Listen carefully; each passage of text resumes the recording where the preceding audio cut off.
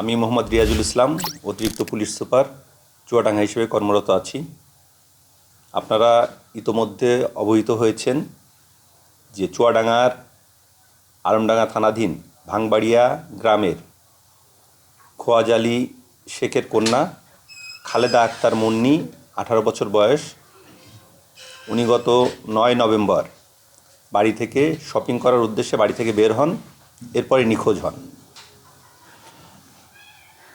খালেদা আক্তার মুন্নিকে দুজন দুষ্কৃতকারী তারা ওনার সাথে খারাপ কাজ করার জন্য ওনাকে নিয়ে যায় চুয়াডাঙ্গা থানাধীন হাজরাহাটি বোয়ালমারি মাঠের ভিতরে, পান বড়জের ভিতরে নিয়ে যায় এবং রাত্রিকালে সময়ে ওনাকে গণধর্ষণ করে এবং তারপরে পান বড়জের ভিতরে একটা গর্তের ভিতরে, গভীর গর্তের ভিতরে এই মেয়েটার লাশ ফেলে চলে যায়।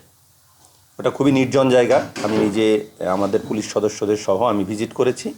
এই জন্য 5 দিন পরে 14 নভেম্বর তারিখে ওখান থেকে গন্ধ বের হলে পানবড়জে যেসব কৃষক আছে ওনারা পুলিশকে খবর দেয়। খবর পেয়ে আমাদের পুলিশের ডিবি টিম এবং থানা টিম, দুটো টিম সহই আমরা আমাদের চুয়াডাঙ্গা জেলার সম্মানিত পুলিশ সুপার জনাব খন্দকার গোলাম মাওলা বিপিএম মহোদয়ের নির্দেশক্রমে আমি থানা পুলিশ এবং ডিবির ওসি সহ ডিবি টিম নিয়ে উক্ত স্থানে যাই। সদর থানার ওসি ডিবি দুটো টিম আমরা সারাদিন কাজ করে আমরা ওই লাশ শনাক্ত করতে সক্ষম হই এবং ওনাদের পরিবারকে জানালে ওনারা জানান যে হ্যাঁ, গত 5 দিন যাবৎ এই মেয়েটি নিখোঁজ অবস্থায় আছে। পরবর্তীতে আমরা আমাদের সুষ্ঠু তদন্তের মাধ্যমে এই অজ্ঞাত লাশ শনাক্ত এবং অজ্ঞাত আসামিদেরকেও গ্রেপ্তার করতে পেরেছি এবং আসামিরা বিজ্ঞ আদালতের কাছে তাদের স্বীকারোক্তিমূলক জবানবন্দি 164 প্রদান করেছেন। আসামিদ্বয়ের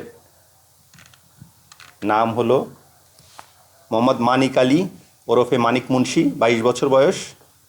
আরেকজন হলো পারভেজ মুন্সি ওরফে স্বপন, 19 বছর বয়স। ধন্যবাদ।